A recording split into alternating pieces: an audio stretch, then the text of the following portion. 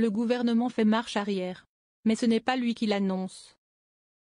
Laurent Wauquiez, président du groupe Droite républicaine, ex-LR, à l'Assemblée, a assuré ce lundi 11 novembre avoir trouvé un compromis avec le gouvernement pour que toutes les retraites soient revalorisées de la moitié de l'inflation dès le 1er janvier. Parmi ces pistes d'économie pour 2025, le gouvernement avait proposé dans le cadre de l'examen de son projet de loi de financement de la sécurité sociale de décaler de 6 mois, du 1er janvier au 1er juillet, l'indexation des retraites sur l'inflation pour économiser environ 4 milliards d'euros.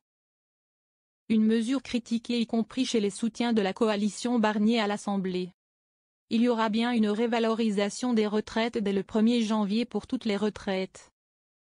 Elle sera à peu près de la moitié de l'inflation, a déclaré Laurent Wauquiez au JT de TF1. Une annonce qui peut surprendre, alors que lui-même n'est pas membre du gouvernement. Au 1er juillet, il y aura une deuxième révalorisation, cette fois-ci pour les retraites les plus modestes pour les protéger intégralement de l'inflation. A-t-il poursuivi, précisant que seules celles en dessous du SMIC bénéficieraient de cette deuxième mesure. Il était inacceptable que les retraités soient les boucs émissaires du gaspillage qu'il y a eu, a justifié le député. Barnier donnera des détails prochainement.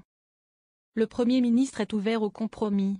Ils ont discuté de ce sujet avec Laurent Wauquiez et il aura l'occasion de donner des détails prochainement. A indiqué de son côté à l'AFP l'entourage du chef du gouvernement. Un amendement en ce sens devrait être déposé lors des débats sur le budget de la Sécu au Sénat, a fait savoir de son côté une source parlementaire LR. Une source gouvernementale a indiqué à BFM TV, ce qu'a annoncé Laurent Wauquiez est le fruit d'un travail mené entre son groupe et le gouvernement, permettant de dégager le compromis dégagé ce soir.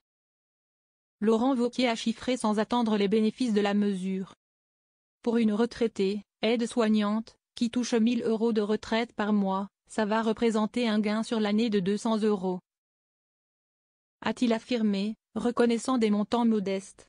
Mais pour quelqu'un qui a une petite retraite ça compte, a-t-il justifié. Pour financer cette révalorisation, qui coûterait selon lui entre 500 millions et 1 milliard d'euros. L'ancien président de la région Auvergne-Rhône-Alpes entend aller chercher 1 milliard dans la rationalisation de la bureaucratie administrative. En fusionnant notamment certains organismes comme France Stratégie, le Haut Commissariat au Plan, France 2030, et le Centre d'études prospectives.